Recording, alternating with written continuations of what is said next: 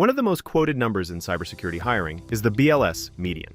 It is also one of the least useful, because a single median does not help much. When one role pays around $70,000 and another clears several $100,000. That is the problem with cybersecurity compensation in 2026. The number sounds precise. The market is not. If you are trying to budget a cybersecurity hire, the first thing to understand is that title alone does not tell you enough. A Tier 1 SOC analyst, a cybersecurity engineer, a cloud security specialist, and a public company CISO can all sit under the same broad label. They do not live in the same pay band. That is why the average conversation gets distorted. One source skews low, another skews high. Some wrap in bonuses and equity. Others reflect posted ranges that look nice on paper, but do not match what candidates actually accept. The useful question is not, what is the salary for cybersecurity? It is, what does this role pay at this level, in this market, with this skill set? That is the number hiring managers actually need. The next thing that moves pay is certification. In cybersecurity, certifications matter more than they do in most technical fields. Not because they magically make someone better, because they often signal proven experience, regulated access, or contract eligibility. CISSP still changes budget conversations fast. When a role truly requires it, companies usually need to add a meaningful premium. OSCP does something different. It signals hands-on offensive depth, and that matters in penetration testing and red team work. Security Plus sits lower on the ladder, but it still matters, especially in government-aligned environments where it is a baseline requirement. The mistake companies make is treating certification like a nice-to-have, then budgeting like it is optional.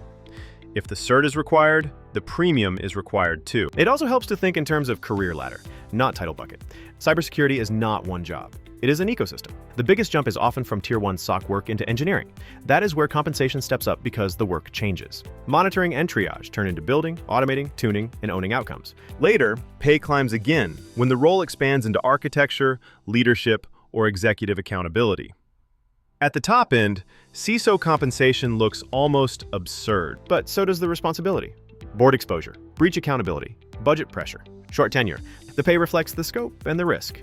Then there is market pressure. Geography matters. Defense and federal concentration matter. Clearances matter. Cloud security continues to command a premium because companies moved fast to AWS and Azure, then realized later that traditional security experience does not automatically translate to cloud-native risk. Incident response also carries a premium. Once someone has been through a real breach, that experience keeps its value. AI security is newer and less standardized, but when someone has done it in production, the market notices quickly. This is why outdated salary bands fail. The shortage is not just about headcount.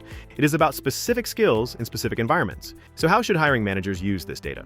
First, stop averaging the averages. Use compensation data that matches your actual requirements. Second, budget for premiums up front. Certifications, cloud depth, incident response experience, and clearances all stack. Third, fix the mismatch between wish list and salary band. If you want 5 years of experience, cloud security, incident response, a top certification, and a clearance, that is not a bargain roll. That is a premium search. And finally, move faster. If your process drags, the best candidates do not wait around for alignment. They take other offers. So, how much does a cybersecurity engineer make in a year? Usually enough that the range matters more than the median. What certifications move pay the most?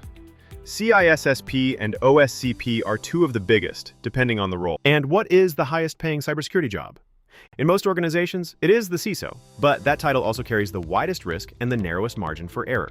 Cybersecurity salary data is only helpful when it gets specific to level, market, skills, and ownership.